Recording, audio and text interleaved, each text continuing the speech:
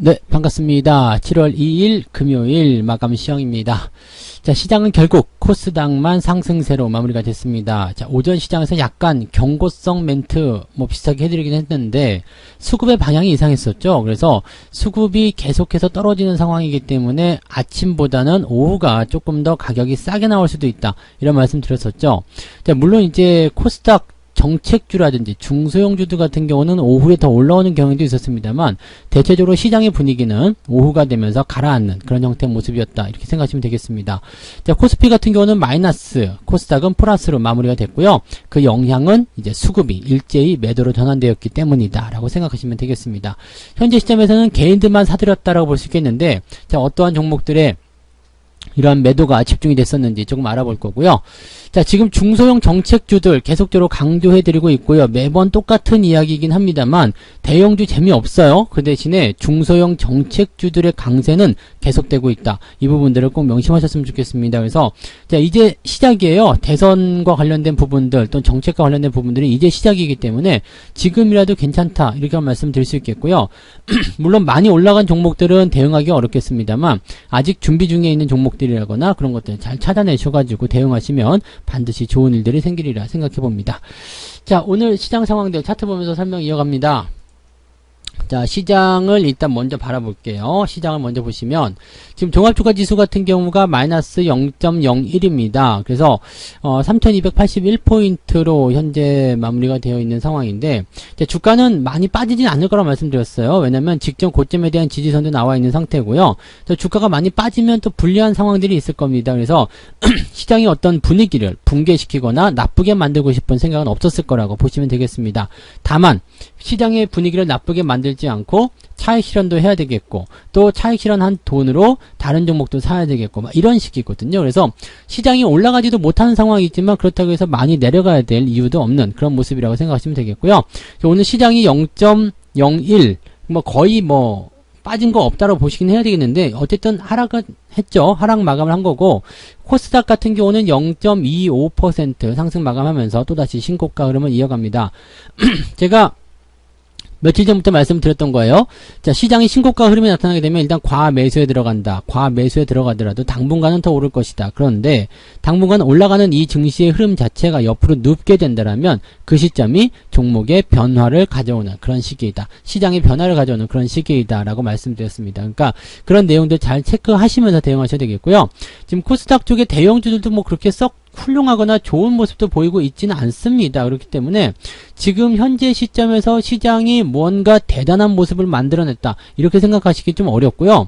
그냥 흐름 자체가 잘 만들어지고 있다, 흐름 자체가 잘 진행되고 있다, 그렇게 생각하셔도 좋을 것 같아요. 그래서 일단 자금의 이동들이 이렇게 자꾸 변하고 있고, 또 게임주라든지 정책주라든지 이렇게 밑에서부터 움직여서도 종목들이 치고 나가는 그런 형태로 가고 있기 때문에 그런 종목들에 대한 포지션들을 좀 잘 읽어내는 것이 중요하지 않을까, 이렇게 판단이 되고 있습니다.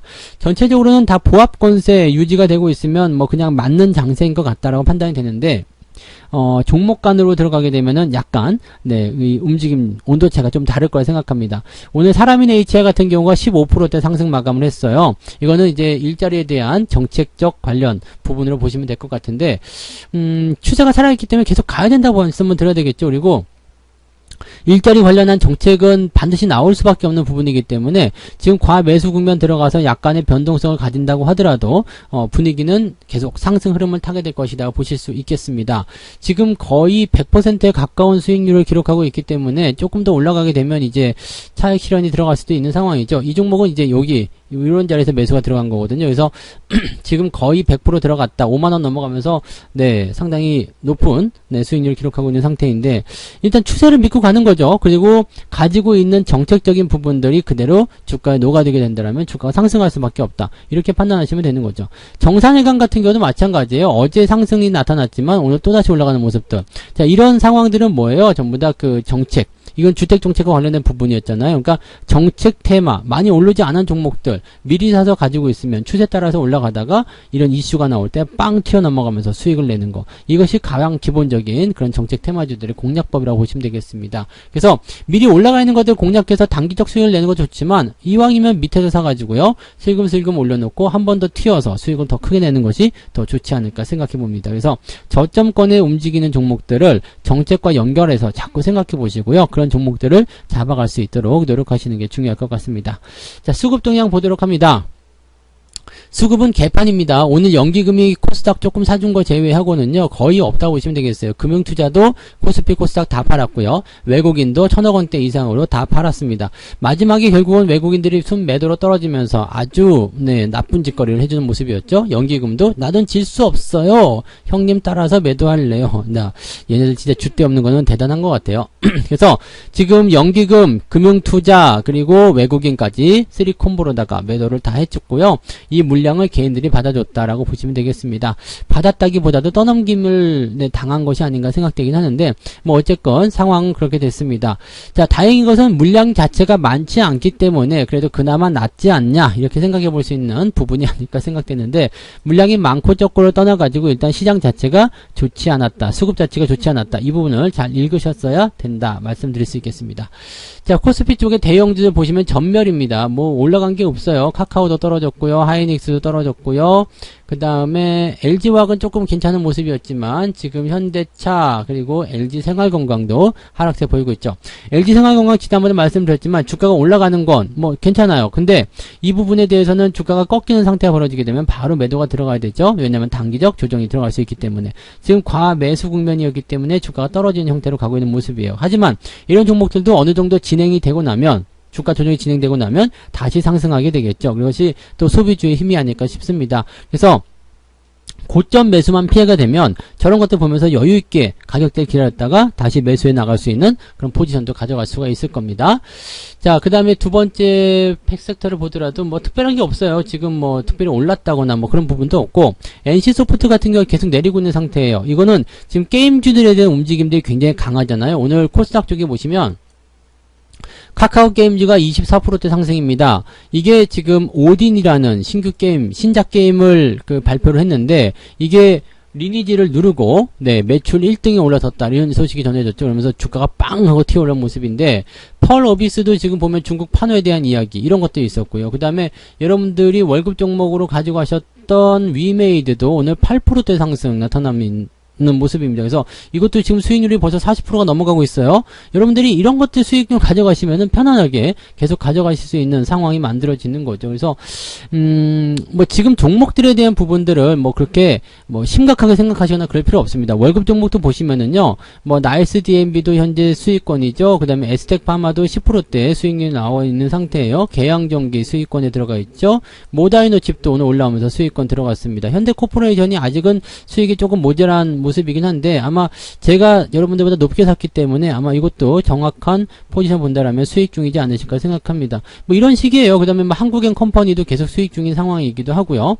그러니까 이런 포지션들을 여러분들이 생각해 나가신다면 이제 저점에서 추세를 가지고 올라가는 종목들이거나 또는 이제 추세가 만들어가는 그런 종목들을 공략하시면 괜찮다는 이야기죠. 특히 게임주 같은 경우는 오늘 아주 좋은 흐름들 보였다는 거. 좋은 재료는 이렇게 추세가 진행되고 난 다음에 빵 터지면서 나온다. 이 부분도 우리가 기억해 볼 필요가 있겠습니다. 그래서 오늘도 뭐 이런 종목들 위주로 공략하셨다라면 포트폴리오는 아마 오늘 이상무 오히려 플러스가 나오지 않았을까 생각합니다. 제가 보기에는 오늘 지금 포트폴리오 구축을 하신 분들 같은 경우는 오늘 수익이 조금 나왔으리라 생각해요. 오늘 시장은 뭐 보잘것 없었다고 하더라도 뭐 계좌 수익률이 어제보다 또 더 잘 나오지 않았을까 이렇게 생각되는 그런 내용이기도 하겠습니다.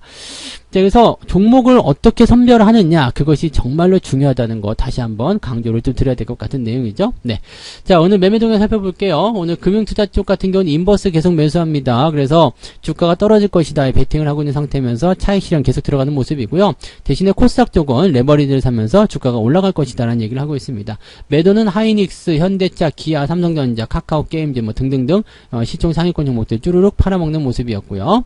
연기금 같은 경우도 하이닉스 하이닉스, 현대차, NC소프트 뭐 등등등 쭉 팔아먹는 모습입니다. 뭐 특이한 건 없어요. 근데 건설주들 움직임 좋게 만들어지고 있어서 건설주 매수가 또 들어가 있는 형태다라고 보시면 되겠고요. 삼성전자 조금 주식을 샀네요. 이런 형태입니다. 근데 오늘 기관 총계를 보게 되시면 삼성전자 순매도가 상위권에 올라가 있습니다. 그래서 결과적으로는 삼성전자도 주가가 떨어질 수밖에 없는 그런 상황. 대형주 지금은 굉장히 힘이 없다. 이렇게 생각해 보실 필요가 있겠습니다. 외국인 것도 한번 볼까요? 외국인들 오늘 HMM을 좀 사드렸어요. 그래서 주가가 좀 반등하는 듯한 모습이 있지만 이 물량 어쩔 거라는 생각 계속 하셔야 됩니다. 그래서 결코 좋은 흐름은 아니다라고 보시면 되겠고요. SK 바이오사이언스도 매수가 들어가면서 최근에 상장하고 나서 한 몇 개월 정도 지난 종목군들의 반등이 굉장히 잘 나타나고 있는데 이런 부분들을 또 어떻게 해석해야 될런지 좀 고민을 좀 해보긴 해야 될 것 같긴 합니다. 자, 그 다음에 매도 1순위 삼성전자죠. 하이닉스 뭐 얘네들 못 간다니까요. 못 가기 때문에 얘네들 계속 갖고 계시지 마시고 또 매수도 들어가지 마시고 그냥 가만히 두세요. 그리고 SK이노베이션이요. 팔고 있죠.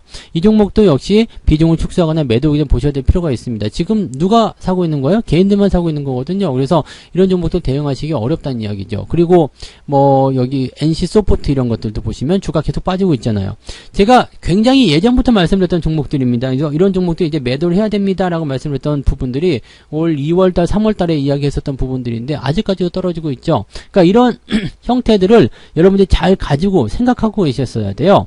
그러니까 이런 피해야지 되는 종목들을 피해서 사야 되는 종목들로 넘어가게 되시면 지금 외국인들이 그런 거 하고 있단 말이에요.